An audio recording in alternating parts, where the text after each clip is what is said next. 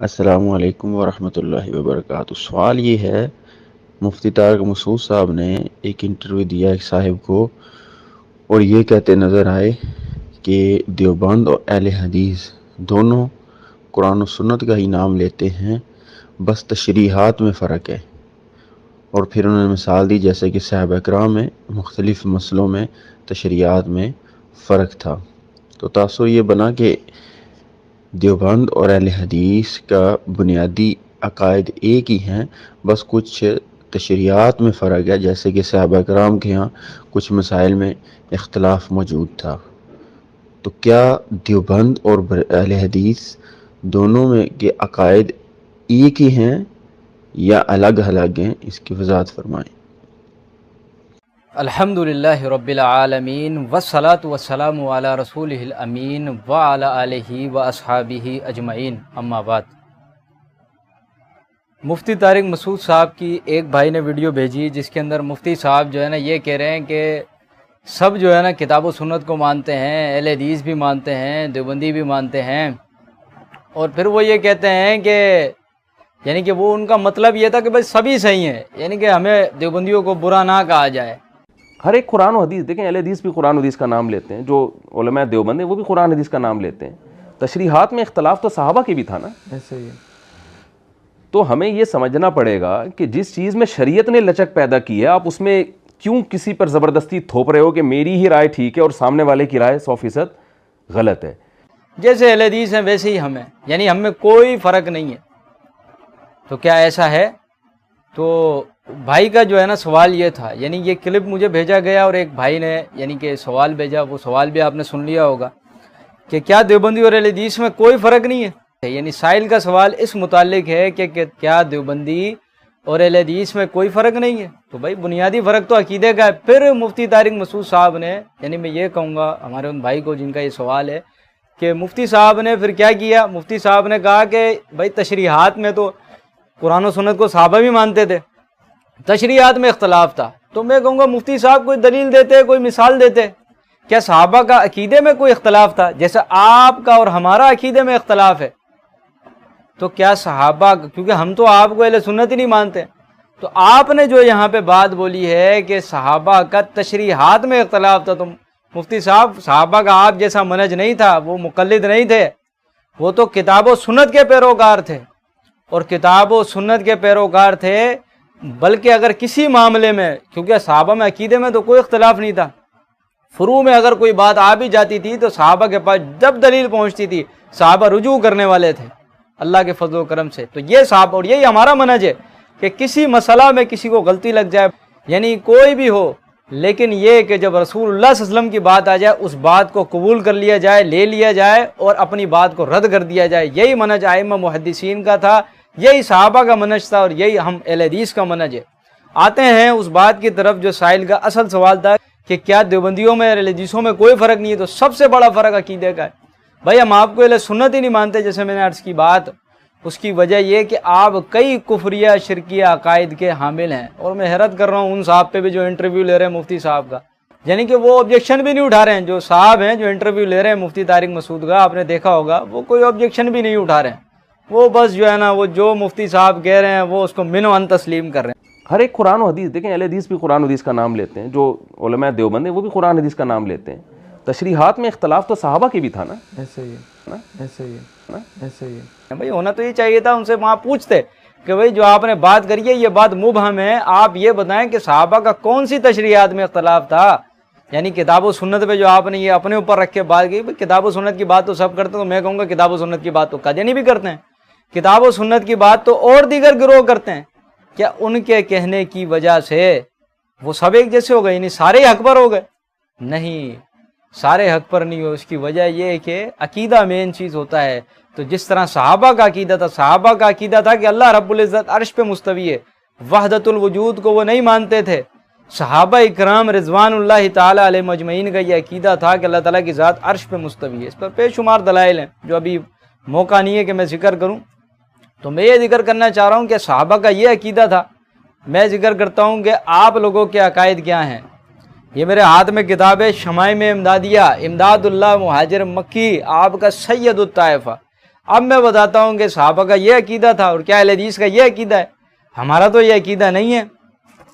تو یہ ان کی کتاب ہے شمائم امدادیہ۔ شمائم امدادیہ کے اندر وہ وحدت الوجود کے حوالے سے کہتے ہیں، امداد اللہ مہاجر مکی یعنی وحدت الوجود کے حوالے سے ان سے سوال ہوا تو وہ کہتے ہیں نقطہ شناسا مسئلہ وحدت الوجود حق و صحیح ہے، اس مسئلہ میں کوئی شک و شبہ نہیں۔ صفحہ 32 کے اوپر کہتے ہیں فقیر و مشائخ، فقیر اور جن لوگوں نے فقیر سے بیعت کی ہے سب کا اعتقاد یہی ہے۔ پھر وہ آگے نام ذکر کرتے ہیں مولوی قاسم صاحب مرحوم، مولوی رشید احمد صاحب، مولوی محمد یعقوب صاحب، مولوی احمد حسن صاحب وغیرہ ہم، کہتے ہیں فقیر کے عزیز ہیں اور فقیر سے تعلق رکھتے ہیں۔ یعنی کہ وہ یہ بیان کرنا چاہ رہے ہیں کہ پوری جماعت جو ہے وہ ساری کی ساری وحدت الوجود کے قائل ہے۔ یہ آپ کے سید الطائفہ اکابر یہ بات کہہ رہے ہیں۔ اسی کتاب کے شمائم امدادیہ کے صفحہ نمبر 34 کے اوپر امداد اللہ مہاجر مکی صاحب یہ کہتے ہیں کہ ان سے معلوم کیا گیا ہے کہ بھئی آپ نے جو یہ ضیاء القلوب میں یعنی کہ جو آپ نے لکھا ہے کہ لا موجود الا اللہ اور اس طرح کی باتیں لکھیں، اس مضمون سے معلوم ہوا کہ عابد و معبود میں فرق کرنا شرک ہے۔ یعنی کہہ رہے ہیں کہ عابد اور معبود میں فرق کرنا شرک ہے۔ عابد اور معبود ایک ہیں تو بندہ توحید پرست ہے۔ عقل دیکھیں آپ، بھئی اللہ اللہ ہے، بندہ بندہ ہے۔ کہتے ہیں عابد اور معبود میں فرق کرنا شرک ہے۔ اگر کوئی کہتا ہے بھئی عابد یعنی بندہ عبادت گزار اور معبود جس کی عبادت کی جائے اللہ رب العزت دونوں ایک ہے تو بندہ توحید پرست ہوگا، یہ ہے وحدت الوجود۔ تو پھر آگے وہ اس کا جواب دیتے کیا لکھتے ہیں، کہتے ہیں جواب انکار نہیں کیا اس بات کا، کہتے ہیں کوئی شک نہیں، جواب میں کہتے ہیں کوئی شک نہیں ہے، فقیر نے یہ سب ضیاء القلوب میں لکھا ہے۔ یعنی فقیر اپنا ذکر کرتے ہیں کہ یہ سب ضیاء القلوب میں انہوں نے لکھا ہے۔ اور اب اسی کتاب کے شمائم امدادیہ کے میں ذکر کرتا ہوں، شمائم امدادیہ کے صفحہ نمبر 38 کے اوپر وہ کہتے ہیں کہ صفحہ نمبر 38 یہ آپ کے سامنے اسکین بھی ہوگا، شمائم امدادیہ کے صفحہ نمبر 38 پہ کہتے ہیں بندہ قبل وجود خود خدا تھا، یعنی اپنے وجود سے قبل وہ خود خدا تھا اور خدا ظاہر بندہ کنتو کنزن مخفین، یعنی صوفیوں کی ایک گھڑی ہوئی روایت، صوفی کہتے ہیں کہ اللہ تعالیٰ چھپا ہوا خزانہ تھا، اللہ کو کنز کہتے ہیں صوفی، یعنی اللہ تعالیٰ نعوذ باللہ خزانہ مخلوق ہے، اللہ خالق ہے خزانے کا، تو کنتو کنزن مخفین کہ اللہ تعالیٰ چھپا ہوا خزانہ تھا۔ تو حضرت یہ ہے فرق آپ میں اور ہم میں، یہ ہے فرق، اور یہ وہ عقیدہ ہے۔ میں اور کتابیں بھی حوالے پیش کرتے ہیں لیکن میں ابھی صرف شمائم امدادیہ پیش کر رہا ہوں، اور بھی بہت سارے حوالے ہیں۔ تو یہ ہے فرق۔ ہم تو اس عقیدے کو کفر جانتے ہیں کیونکہ علماء نے اس کے باطل ہونے پر کتابیں لکھی ہیں، جن میں آپ کے ملا علی قاری حنفی وہ تو کہتے ہیں کہ وحدت الوجود کے کفر ہونے پر اس کے ابطال پر پوری کتاب لکھی ہے۔ اور اسی طریقے سے شیخ الاسلام والمسلمین امام ابن تیمیہ رحمہ اللہ تعالی پوری کتاب اس مسئلے پر لکھی ہے کہ وحدت الوجود کا عقیدہ باطل ہے۔ اور یہی عقیدہ میں اب یہاں پہ ایک بات آگے ذکر کروں، یہی عقیدہ ہندوؤں کا ہے۔ میں نے ایک ہندو کی ویڈیو سنی، ہندو پنڈت وہ یعنی کہ تقریر کر رہا تھا، اپنی عوام کو سنا رہا تھا، تو ہندو پنڈت مثال بھی وہی دیتا ہے جو صوفی دیتے ہیں۔ کسی نے پوچھا کہ مسلمان جو ہے نا یہ کہتے ہیں کہ ہندو بہت سارے خدا کو مانتے ہیں، تو وہ کہتا ہے نہیں بھائی ہم بہت سارے خداؤں کو نہیں مانتے، ہم ایک ہی کو مانتے ہیں لیکن اس کے بہت سارے روپ ہیں۔ مثال دیتا ہے، کہتا ہے جیسے پانی ہے، اب پانی برف ہوتا ہے، پانی بھاپ بن جاتا ہے، پانی ہی اوس بنتا ہے، تو کہتا ہے سب میں کامن کیا پانی، تو اسی طرح ایشور بھی سب میں کامن ہے۔ وہ ہندو کی تقریر آپ سنیں، یہ کلپ آپ سنیں ہندو کا، ہم سناتے ہیں آپ کو۔ ایک مسلمان بھائی نے ہم سے پوچھا، بولے مہاراج جی ہمارے اللہ تو ایک ہے، آپ کے بھگوان بہت ہیں، ایسا کیوں؟ ہم نے کہا بھیا ہمارے بھگوان بہت نہیں ہیں، ہمارے بھگوان ایک ہیں۔ فار ایگزامپل دوسرا، جیسے پانی اور برف اور بھاپ اور اوس کتنے ہو گئے؟ بولو، چار۔ نام چار ہیں، کیول نام چار نہیں ہے، روپ بھی چار ہو گئے۔ پانی الگ ہے، برف الگ ہے، بھاپ الگ ہے، اوس الگ ہے، نام بھی چار، روپ بھی چار، پر تتو ایک ہی ہے پانی۔ سب میں ایک ہی چیز سامان ہے نا۔ آپ کو سمجھ میں آ رہی ہے کہ نہیں آ رہی ہے؟ تو بڑھیا سے سر ہلاؤ۔ पानी ही बर्फ बनता है, पानी ही भाप बनता है, पानी ही ओस जो सुबह सुबह गिरती है चार, नाम चार, रूप चार, तत्व एक, सब में पानी कॉमन है ना। उसी प्रकार भगवान के नाम अलग, रूप अलग, पर सब में वही एक परमात्मा है। भक्तों के आनंद के लिए अनेक रूप धारण किए। तो सुना आपने हिंदू क्या कह रहा है, हिंदू पंडित अपनी आवाम को वास कर रहा है। तो मैं कहूंगा ये हिंदुओं का अकीदा है, ये यहूद और नसारा का अकीदा है, मुसलमानों का इस अकीदे से कोई ताल्लुक नहीं।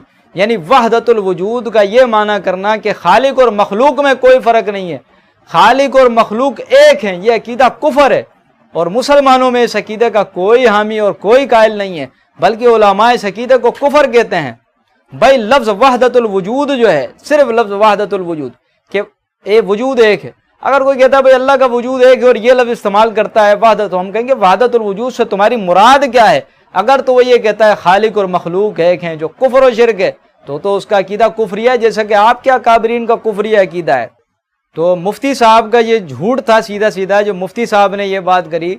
मुफ्ती साहब ने ये कहा कि यानी अहले हदीसों में और देवबंदियों में कोई फ़र्क नहीं, यानी वो बावर ये करवाना चाह रहे थे। जैसे कि मैंने फ़र्क बहुत सारे हैं, जैसे कि तवस्सुल का अकीदा है, फौत शुदगान से वसीले के कायल हैं, इनके अकाबरीन गैरुल्लाह से इस्तियानत के भी कायल हैं, कब्र वालों को पुकारना, कब्र वालों से इस्तियानत और इन सारी चीज़ों के जो है ना वो ये कायल हैं। तो मुफ्ती साहब मैं ये अर्ज़ करूँगा कि आप ये कहते हैं कि यानी कि सिर्फ तशरीहात में इख्तलाफ था, तो आपके अकाबरीन तो कब्र वालों से फैज़ हासिल करने के भी कायल हैं। ये मेरे हाथ में किताब है, मैं आपको आपके फतावे भी दिखलाता चलूँ। ये फतावा रशीदिया दारुल इरशाद की छपी हुई, तो फतावा रशीदिया के अंदर ये बात मौजूद है। ये स्कैन आपके सामने होगा। कब्रों पर शरह सदर की असलियत, यानी कब्रों पे हमारे यानी सीने खुल जाते हैं, इसकी असलियत के वाले साइल का सवाल क्या है वो सुनिएगा। कहते हैं कि बाज सूफी कुबूर औलिया पर चश्म बंद करके बैठते हैं, आंखें बंद कर कर बैठते हैं और सूरत अलम नशरा पढ़ते हैं और कहते हैं कि हमारा सीना खुलता है और हमको बुजुर्गों से फैज़ होता है। तो साहिल का सवाल ये, इस बात की कुछ असल भी है या नहीं। अब जवाब क्या दिया है मौलाना रशीद अहमद गंगोई, यानी देवबंदी जो अकाबिर गुजरे हैं, उन्होंने कहते हैं इसकी भी असल है, इसमें कोई हर्ज नहीं। अगर कहते हैं अगर बनियत खैर है, यानी कि अगर उसकी नीयत खैर पे मबनी है तो कोई मसला नहीं है। वो कब्र वालों से यानी मुराकबा कर सकता है और यानी कब्र पे आंखें बंद करके बैठ सकता है और कब्र वालों से यानी कि फैज़ हासिल कर सकता है। तो मुफ्ती साहब शायद आप अपना कलाम भूल गए कि यही आपने, ये तो आपको अपने अकाबरीन का नहीं पता ना, तो आपने तो इस बात को तस्लीम किया है कि देवबंदी कब्र परस्त होते हैं, हदीस कब्र परस्त नहीं होते। आपको क्लिप सुनाते हैं, सुने जरा क्लिप कि आपने क्या कहा है। मैं बार बार कहता हूं अहले हदीस में कुछ खूबियां भी हैं भाई। सबसे बड़ी बात बिदती नहीं होते, और हमारे देवबंदियों में बिदात मार्केट में बोलो भाई होलसेल के हिसाब से मिलेंगी आपको, सारे नहीं लेकिन रेशो बहरहाल बहुत ज्यादा है। तो ये उनकी खूबी है, तो जो है वो तो मानना पड़े। कब्र परस्त बिल्कुल भी नहीं होते, देवबंदी भी नहीं होते, लेकिन होते भी हैं मिलेंगे आपको मार्केट, मुस्टंडों की तरह बैठे हुए होंगे कब्रों पे। तो साहिल को मैं कहूँगा कि आपने सुना मुफ्ती साहब अपना कलाम भूल गए कि मुफ्ती साहब ने ये बात मानी है कि देवबंदी जो है वो कब्र परस्त नहीं होते, लेकिन कहते हैं होते भी हैं। तो हमने तो अकाबरीन से दिखा दिया कि अकाबरीन जो है ना वो कब्र परस्ती की उन्होंने राहें खोली हैं और कब्रों से बातनी फैज़ हासिल करने के कायल हैं। हवाले बहुत सारे हैं, लेकिन ये कि मैं सिर्फ और सिर्फ इख्तसार करूँगा यहाँ पे। तो अहले हदीसों में और देवबंदियों में बुनियादी फ़र्क जो है ना वो अकीदे का है। तो हम किताब व सुन्नत के हकीकी पैरोकार हैं बिफ़ज़्लिल्लाह ताला, जो मनहज मुहद्दिसीन है उसके हम पैरोकार हैं, जबकि सूफ़ी, नक्शबंदी, सोहरवर्दी, जितने भी बिदई सिलसिले हैं सूफियत के, उसके ये कायल हैं। आप इनसे पूछ लें किसी मौलवी से, कोई फलाना सिलसिले से बैत हुआ होगा, कोई फलाने सिलसिले से बैत हुआ होगा, ये इनके अंदर मामलात हैं। तो ये बात है। तो मुख्तसर ये कि देवबंदियों और अहले हदीसों में जो फ़र्क है वो अकीदे का है। हम अल्लाह ताला को अर्श पे मानते हैं, हम अल्लाह के सिवा किसी और से इस्तियानत के कायल नहीं है, अल्लाह ताला से मदद के कायल हैं, जबकि गैरुल्लाह से मदद मांगने भी कायल हैं। और इसके अलावा ये यानी वसीले के भी कायल हैं, फौत शुदगान से यानी वसीले के भी कायल हैं। तो बहुत सारे और फ़र्क मौजूद हैं, इंशाअल्लाह फिर कभी जो है ना वो बयान करूँगा। اللہ تعالیٰ سے دعا ہے اللہ تعالیٰ دیوبندی احباب کو ہدایت نصیب فرمائے، آمین۔ وآخر دعوانا ان الحمد للہ رب العالمین۔